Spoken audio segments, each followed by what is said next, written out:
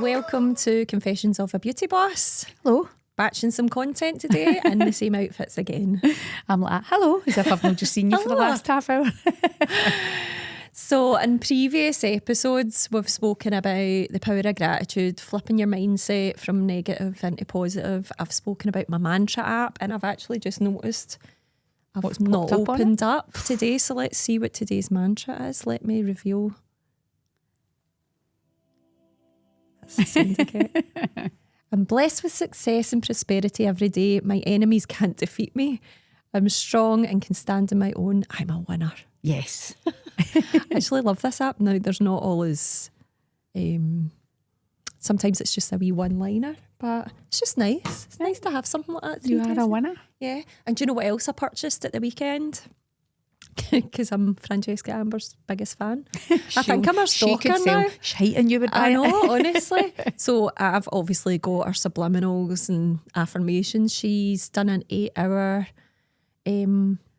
wealthy women affirmation app. So it was 15 quid. And I was like, God, what would I waste 15 quid on? I'm getting this. Because you can listen to it in your sleep. And it's not a subliminal. It's like she's just speaking all the way through it. But see, all day yesterday, even though I wasn't on my phone, I had it playing in the background when I was like tidying out cupboards and stuff like that. And it's that whole, this morning I had it on while I was doing breakfast and getting the kids sorted for school. And I actually think it's good for them to hear positive kind of affirmations in the background. However, she has said, I was listening to her podcast on Friday, like not our book club one or just our normal one. And I don't know if this is a recent thing, but I think now she kept talking about buying a house in London, but then she would have to sell the house she had or whatever. I think she's bought a house or she's but going to keep them both on. And she was, no, that's obviously she's the biggest salesperson in the world. And I'm like, okay, Fran, I believe you. She's my God. So she was like, I swear to God, I made this up. I just get into a better mindset, positive mindset, attracting more to myself, and she's bought this house in London that she's always wanted. My God. So I was like, right, it's 15 quid, I'm buying this affirmation. All because of her app, she's bought that house. But you know, it's not just because of that, it's just about listening to positive things all the time. And we do it, we know ourselves, we do it, we find ourselves slipping, and then we do something like, well, we did a couple of years back, we did Denise Duffield Thomas. Yeah. And what a difference that made, because that's how we started our VAT pots, and that's how we started our wee savings tin, where we started with a couple of £1 a week putting away. You know, it was like just put something in it and it doesn't matter, it'll grow. We were living from month to month in there. And I'm not saying we're well off now, we're certainly not. Sometimes at the end of the month we're like, oh God. Yeah. But at that moment in time we were like, it literally was a couple of pounds. I don't even think we put any more than a tenner in it a month because we couldn't afford to do it. Yeah. And now sometimes, I'll be real, sometimes we've got a grand there and it's like, right, let's just put that extra £1,000 away or 2,000 and it's amazing to think of how much lack that we had back then, and now we don't even think, it's almost like our mindsets are, that grand's just like a tenner, let's put it away because it's extra surplus. And it takes that pressure off you some months where you're thinking at the end of the month, right, okay, we get a bill, we get something random came in this month that we didn't have the money for, or something breaks, you know, a beauty bed goes or a hot towel cabbie goes or whatever. You would normally, that a couple of years back, that would have sent us into panic. Spiral. Oh, we don't have the money to replace that or whatever it is. And whereas now, because we have put those wee pots away, it's like, right, okay, well, we just have to take it out of there and then we just have to make it back up again next month and just top it back up again.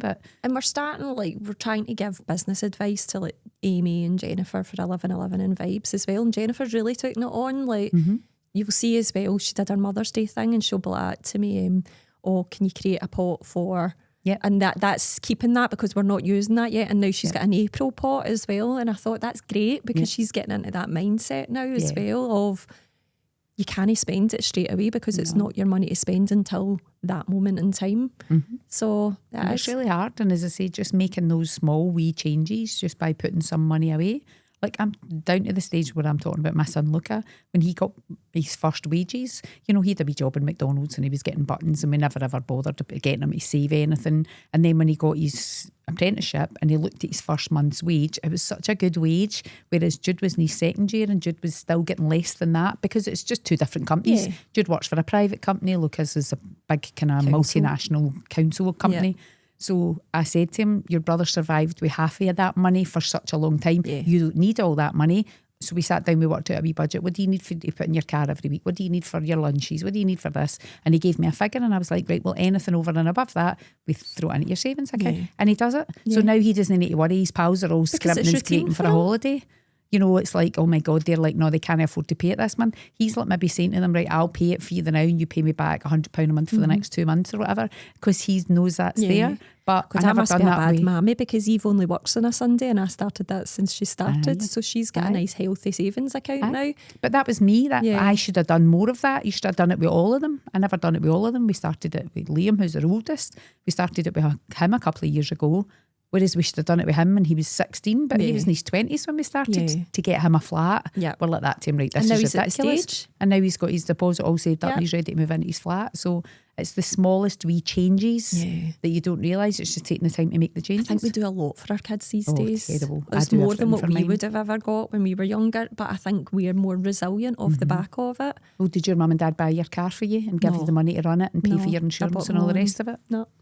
Nowadays it's common. It's like 18th birthday parties. Kids are getting brand new cars. See, when Eve, the same when your boys were born, they got a trust fund thing. It was £250.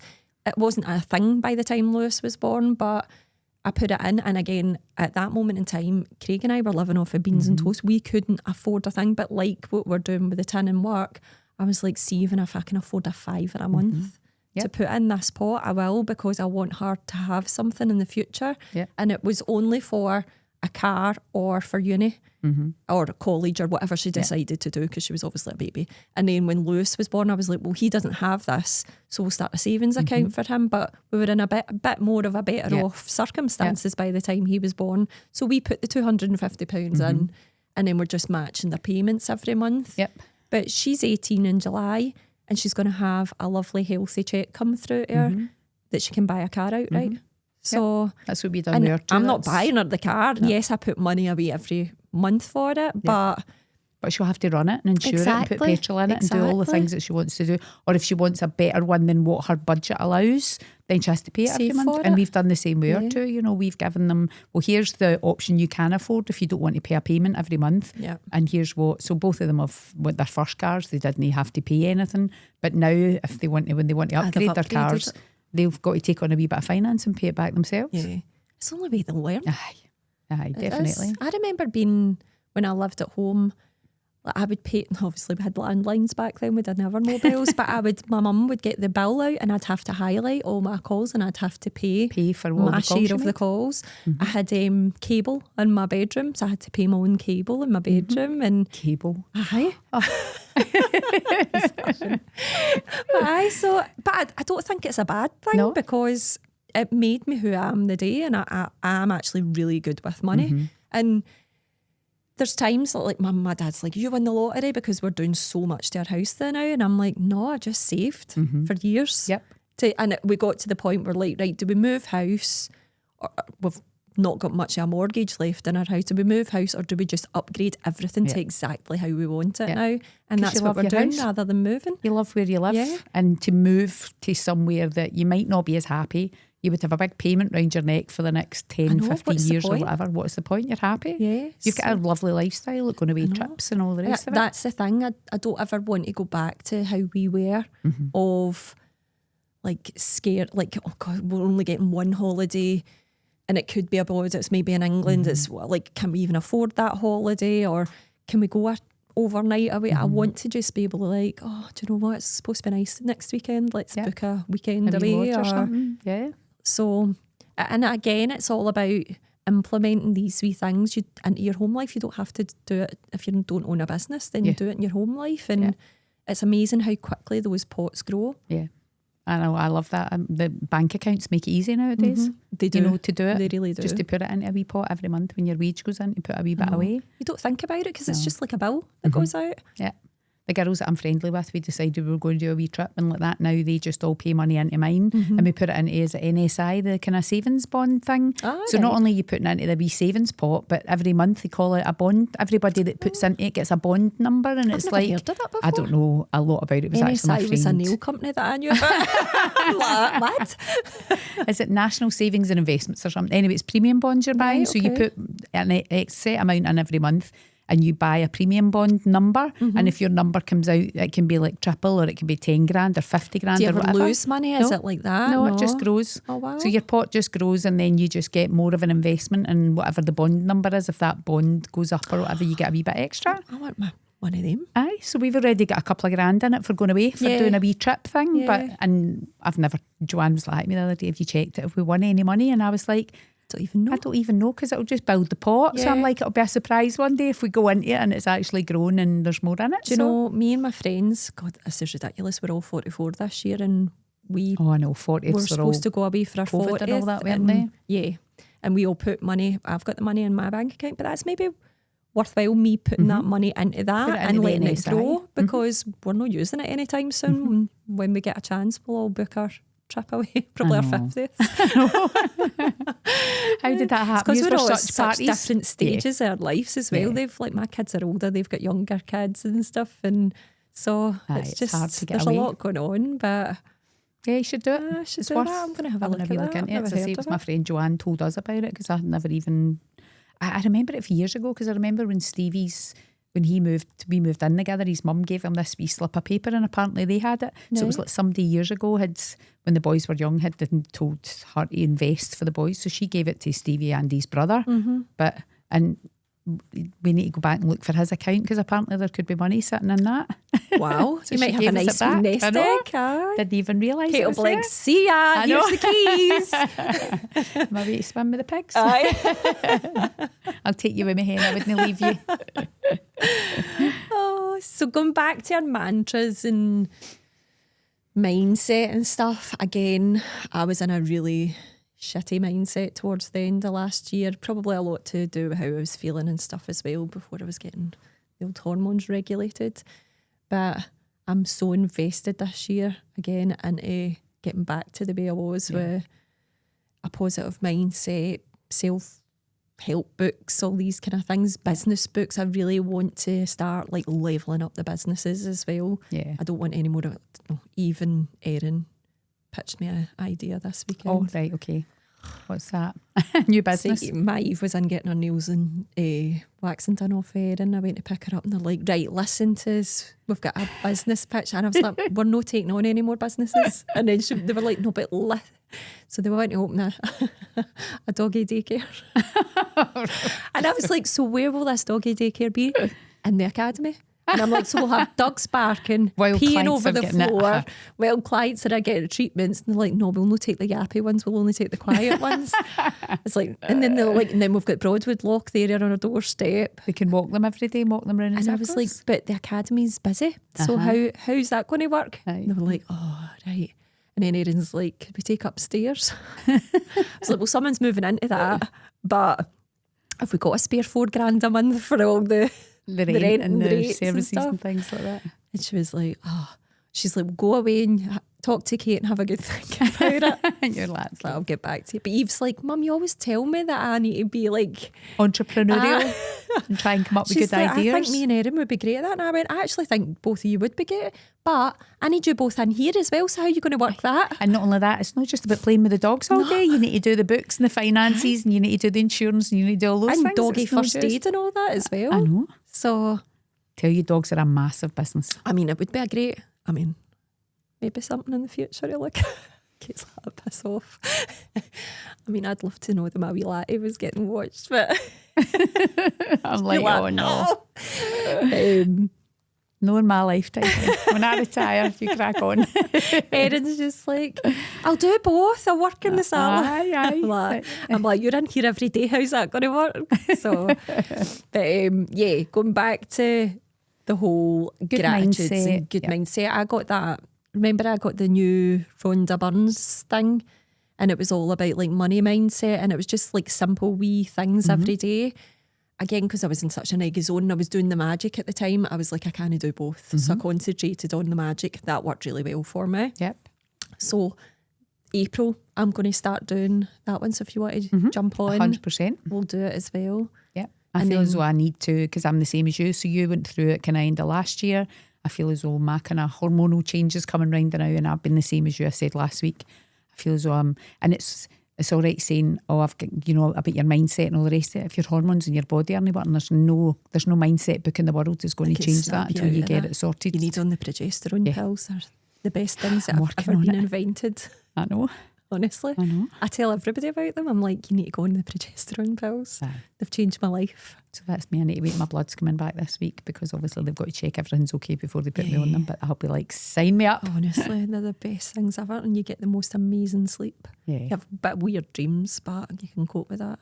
I'm quite lucky. I do sleep, which is weird, but maybe wake up once or twice. But it's more the anxiety. It's more the overthinking everything. Everything's a catastrophe. It's trying to get in that mindset of talking you off that. Yeah. So yesterday, I'm terrible. Like, see, I walk past people and be a bit judgy sometimes. No. But we all can. And I was out the dog walk yesterday and I seen someone wearing a wild outfit. And my first thought was like, oh my God. And then I stopped myself and I went, good for them. They're just being individuals. Good for them for walking about. And so it's trying to change what's going on in your head, not even what you're verbalising, what 100%. Instantly you're thinking. So we had a conversation yesterday about people giving you the ick, about how things, I think I was talking about Married at First Sight Australia's on there now, and I love it. I love the Australia one, and everybody's all fighting in it and things that would give you the ick and all the rest of it. I don't know how the conversation came up with Stevie and I yesterday, and we were talking about mindset, and he's quite negative mindset, quite judgy about people, and he'll let things bother him. If somebody annoys him, that's it. They've annoyed him. It festers. He just thinks about it and all the rest of it. And I said to him, it's so funny. I said, if you had said to me about people, about being judgmental and all the rest of it, I said, if I'd met you years ago and you were like that then, we wouldn't be together. And he was like, looking at me, and I was like, no, but I mean it, because your negativity, dragging me down. Your negativity sometimes affects me. I would, we do that whole snip motherfucker thing where if somebody's not the right person to be around, just remove them from your life, let them go, let them, sort of thing. I said, I would have let you. I'd have snipped you years ago. And he was just looking at me. He's like, you cheeky bitch, you're lucky to have me. But I was like, I said, I'm just being honest that sometimes your negative mindset, I would be the person I'd like to you. I don't want to hang about with you anymore, but I'm stuck with you. You're a mood hoover. Aye. And then he can be so good in other ways. So I'm just trying to help him be more aware of how he's being judgy and his mindset, because he doesn't do a lot of the stuff, he doesn't think about mindset and positivity, but he has changed a lot over the years because I'm obviously rubbing off on him. I'm like saging him at night and things when he's sleeping. Got his weird gratitude rock. He has. So he genuinely is, and just now he's going through a wee bit with family health issues and stuff like that, but his mindset is better than it would have been, because he would have let things like this spiral, but every now and again he's like that to himself, right? It's not as bad as I think, and this is happening, I've got that going, and this is going to be okay. And things come along and put life into perspective. There's been quite a few, I think, moments even the past couple of months where someone's poorly, like we found out someone's poorly that's round about the same age as me, and Craig's friends with her husband, and I actually can't get the girl out my head. And I was just like, God, I'm so lucky to have my health. I know I moan about my aches and pains and stuff like that, but it's stuff like that you're like, right, don't sweat the small stuff. And I'm terrified because I do let things build and get so stressed, and I'm worried about what that stress is doing to me. So because you internalise it all. You hear a lot, don't you, that people that stress can cause other illnesses. And what that killer looks like, who knows? But I'm a believer that it causes heart attacks, strokes, cancer. So it's trying to live. I know you can't live a stress-free life, but just trying to cope better. And that's what worries me about Stevie. I'll say to him, you worry me because you get so anxious about the small things. you know, like a bump in his car or whatever. I know it's frustrating and it's annoying. It's not the ideal scenario, but so what? I know, what's the worst that can happen? We fix it. We've got money in the bank to pay for it if we need it. If we don't, we'll get it. We'll find it from somewhere. So don't let it build up to something that's not. And then trying to give your kids that skill set as well. And obviously they're always going to face things that make them unhappy. Maeve got word back, she didn't get into Glasgow uni.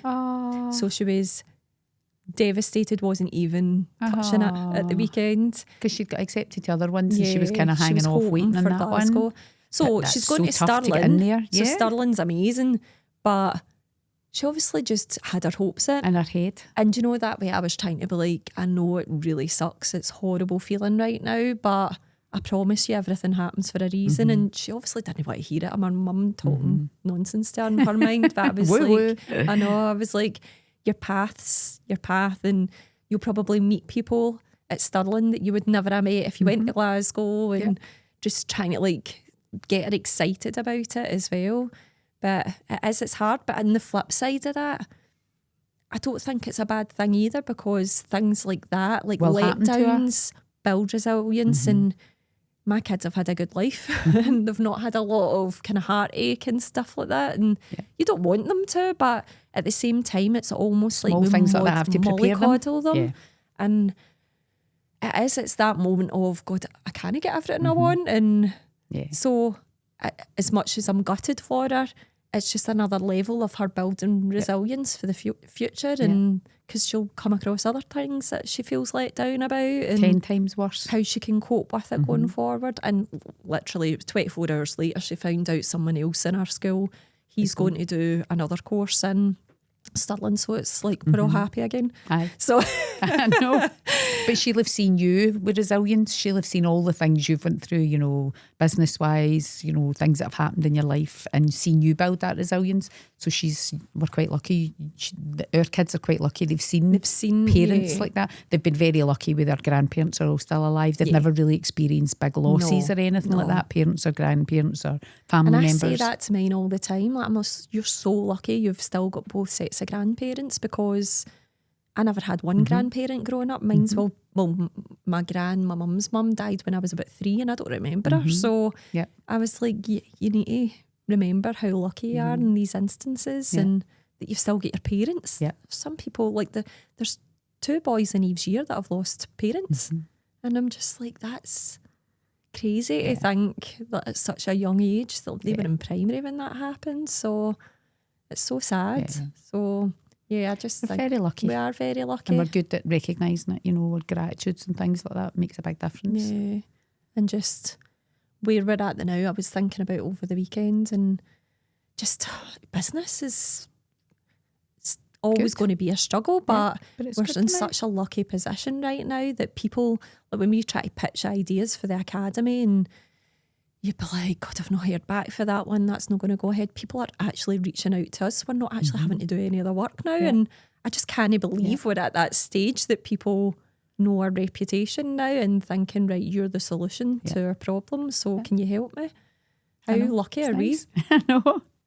All those years we would have prayed for this, and we've got it now. I know. And it shows you, doesn't it? You get a bit ungrateful and too caught up in the moment, and don't take enough time to stop and take stock of where you were and where you are at now and how lucky you are. Yep.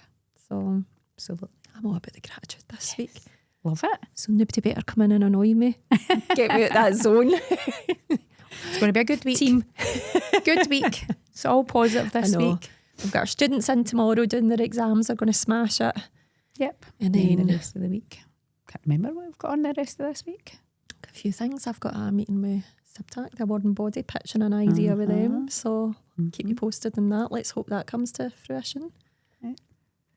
And then we need to plan the therapist event. So a wee side note at the end of this episode, if you're a therapist listening, we are going to do a huge networking event for therapists, because we don't think there is any. There's always ones for like spa directors, spa managers. Yep. But there's just not enough for therapists. Yeah. And then there's the big shows where they want you to buy something or take on a new product. This is literally a networking event that you can collaborate with people if you want, or you just want to come for the speakers. There's going to be a couple of amazing speakers. So can you tell you who they are yet? No, because we just need to get them locked in.